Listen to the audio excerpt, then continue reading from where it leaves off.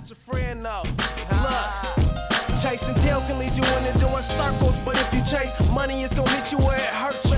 Try to get a virtue. Patience ain't too true. I need to run this track. My caboose is so choo-choo. You already know who it is, man. It's your boy Poorboysin, and the poll don't stand for Poe. And I'm bringing you guys this video here today due to high demand. Every time I stream, every time I upload a video, every time I'm on Twitter, everybody's always asking me, how do I get labeled as a playmaker, poor boy?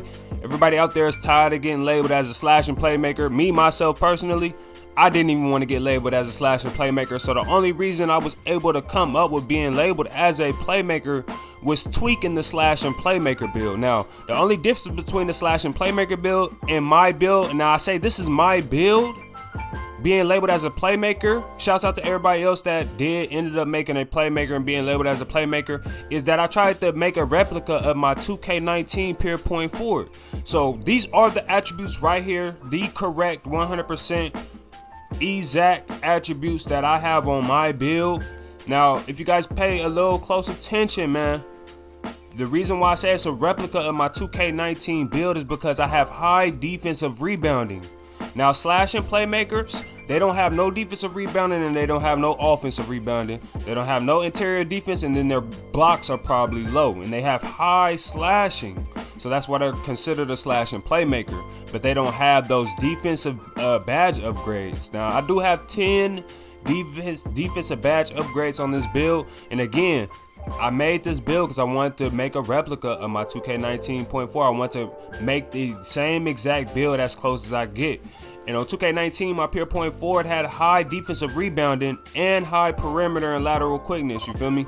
So I want to get as close to that as possible. So as you guys can see here, I tried to make like a two-way playmaker. That's pretty much what my build is, a two-way playmaker.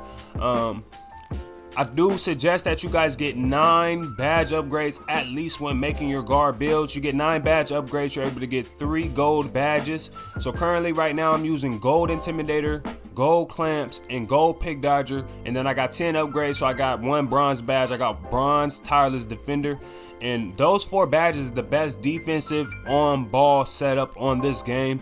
I wish I could have got 12 badge upgrades to where I could have had gold tireless defender with the other 3 gold badges, but hey, it is what it is. Now, I did go PG on my build. PGs get more badge opportunities. SGs just get more attributes. I went 6'6" solely because of height. 6'5" are better technically stat-wise. As you guys can see here, I did go lowest weight as well. As you guys can see here, this is the 6'6" build. You drop down to the 6'5". The only thing the 6'5" loses out on is lateral quickness, steals, mid-range, and then drive and layup. And it isn't too much big of a hit. When you go 6'6", you lose out on perimeter, lateral, steals, ball handling, which is big, mid-range 3, free throw, driving layup, and driving dunk. So you do lose out on more. You get a little bit more interior defense. You get a lot on the blocks, and then you get the rebounding boost. Now, I know you guys are probably like, why did you go 6'6" instead of 6'5"? 6'5" gets better stats. Solely because of height. I would never make a player smaller than 6'6" on this game ever again. Solely due to NBA2K19 with the pushing meta and with the double center lineups over the years. I would never make a small player ever again because I'm a twos player. I play a lot of twos. I'm an isolation player, and I do want to be tall enough to finish at the hoop. I don't want to be 6'4" and can't finish at a hoop because of a height difference. You feel me?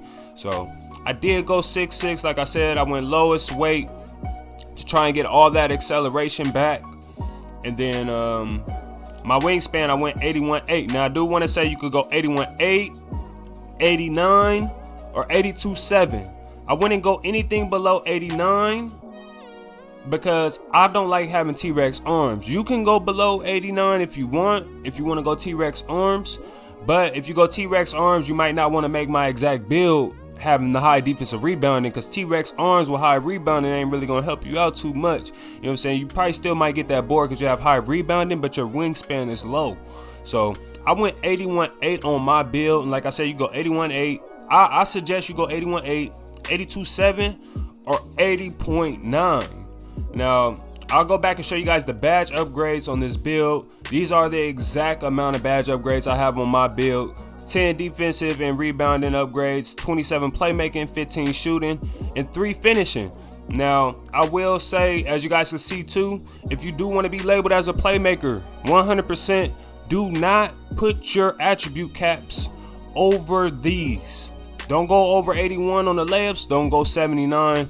Well, you can't go over 79 on the dunks. Just don't go too high on the layups, don't go too high on the close shot, and don't mess with the standing dunk and the post hook if you want to be labeled as a playmaker.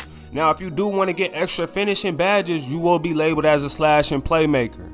So I have 3 finishing badges right here. Somebody did hit me up on Twitter and they did say they were able to get 6 finishing badges and still be labeled as a playmaker, and that kind of hit me hard because I didn't get to test it out too much.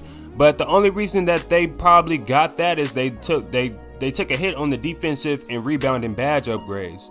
Now, I like 10 defensive badge upgrades. Like I said, I would suggest don't go below 9. You want to have 9 so you're able to get 3 gold defensive badges. Now, if you do go below that, you know what I'm saying, you're going to take a hit on defense for more slashing. So that's pretty much the difference between the slashing playmaker and the playmaker, is the playmaker has more defensive upgrades, slashing playmaker has less defensive upgrades. Now, I do have multiple ways to make this build as well. We got a couple of different versions, and these versions will give you the playmaker label as well. Now, I'm going to correct myself on the driving layup. You can go over 81 on the driving layup. As you guys can see in this screenshot right here, it's 83 on the driving layup in this screenshot. Lower wingspan, but everything else is kind of looking the same. And these attributes right here will label you as a playmaker as well. So you go ahead and screenshot this right here if you want to make the playmaker a different way and didn't want to spend time trying to tweak around and still get labeled as a playmaker. I have another version here for you guys with driving layups all the way down. You know what I'm saying? There's some of those defensive and rebounding stats upgraded a little bit more, and then the driving dunk is a little bit more down on this one as well. These attributes will label you as a playmaker as well. And then I have one more way for you guys to make a playmaker right here, the driving dunk all the way down, which I wouldn't suggest making this one, because you want to have that driving dunk, because you might figure out a way to shoot consistently on this build. You know what I'm saying? I'm still trying to figure out how to shoot consistently on this build. I do shoot good, but I want to be able to be a straight pure shooter on this build. Anytime I'm open, I want to be able to just green up. But that's solely on me and the shot timing that I have in this game. But you do want to have that driving dunk high so you able to go to the hoop and finish in the lane if you can't get no shots off. So those are other versions to make the playmaker. I will go with the first physical pie chart, which gives you the 95 speed, and then you'll take a hit in it if you go up to 6'6", but you could get it back, you know what I'm saying, off the weight and off the 99 attributes. But like I said, I would either go 6'6" or 6'5". 6'6" would be making my build 100%, but only go 6'6" if you want that 6'6" height. I do suggest some of you guys probably go 6'5", so you don't take too much of a hit on attributes. And then I wouldn't suggest going 6'4". I would never go 6'4" on NBA 2K20 as my main build when it comes to grinding rep and playing this game. I will make a 6'4" build, not a 6'4" playmaker, but like a 6'4" offensive threat or a 6'4" play shot, you know what I'm saying, after I hit legend. But as my main build, I'm 6'6" with it, you feel me? Now, everybody has been asking how to make this build, man. I'm glad I finally got around to stop grinding rep and give it to you guys here today. So this is my 100% exact build. Hope you guys enjoy it. I'm enjoying this build a lot. I'm having mad fun on it, man. I do everything on the floor. I'm not a liability. I play defense like a lockdown. The three gold badges, and then the perimeter and the lateral quickness being so high, man, especially when you get those 99 caps. And then if you're playing with somebody that has defensive leader, my build is pretty much a two-way, man. And I'm so glad I made this build. The only thing this build takes a hit on is three-point shooting. Everybody makes their builds based off of three-point shooting. That's like the only attribute that they, you know what I'm saying, decide on their build on. If the three-point shooting is bad, majority, 90% of players that play this game will call a build trash because the three-point shooting is bad. My build is not a liability at all on the floor, not on offense, not on defense. not in any situation that my build is a liability. My build is good in any situation, and that's how I make my builds when it comes to playing NBA 2K. You know, I don't want to be a liability nowhere on the floor. I got enough stick skill, and I got enough skill, and I got enough IQ to make an average build look good. And the build isn't even average, it's just underrated, you feel me? So I hope you guys appreciate me bringing this, you know what I'm saying, to you guys' attention, finally giving you guys this build video. Now everybody can stop asking me on my stream, stop asking me in my comment section, you know what I'm saying, stop hitting me up on Twitter. Poor boy, how do I get labeled as a playmaker? Poor boy, I don't want to be a slash playmaker. Poor boy, I need the build now. Well, here it is for you guys here today. And I also do want to say, I wouldn't go below 90 on the ball control, man. You want that extra. You want to at least be 90 on the ball control. That's what I suggest as a playmaker always. Always have 90 on the ball control. And like I said, I was trying to make a replica of my 2K19 point forward.